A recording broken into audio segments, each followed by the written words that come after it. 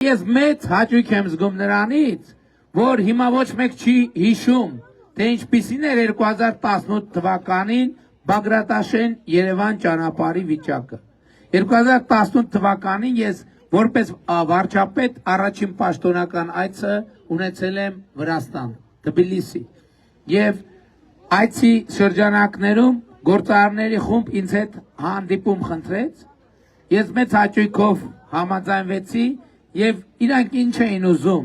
իրանք ասում էին խնդրում ենք ճանապարհները կլինի կառուցեք, որովհետեւ մենք Վրաստանից տուրիստ ենք բերում, մեր ավտոբուսները մինչեւ հասնում են Երևան ջարդուփշուր են լինում։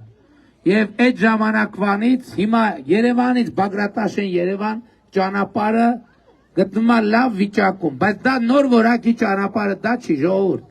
Նոր որակի ճանապարհը Աշտարակ Գյումրի հյուսիս հարավն է։ Ես չգիտեմ ձեզանից ով է առիթ ունեցել այդ ճանապարհով գնալ, բայց նոր որակի ճանապարհ ասելով մենք այդ նկատի ունենք։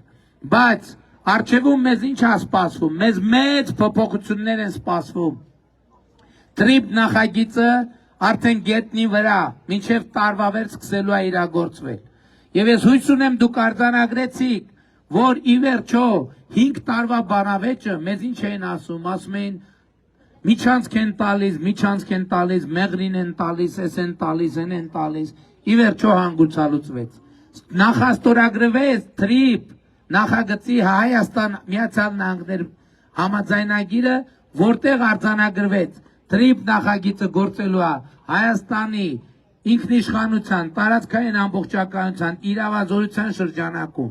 Էս էլ քիչ է, մի հատ էլ առանձին ձևակերպում դրվեց, որ Հայաստանի Հանրապետությունը իր լիարժեք իրավազորություն, ինքնիշխանությունը, տարածքային ամբողջականությունը պահպանում է տրիպ ծրագրի իրագործման բոլոր գոտիների վրա։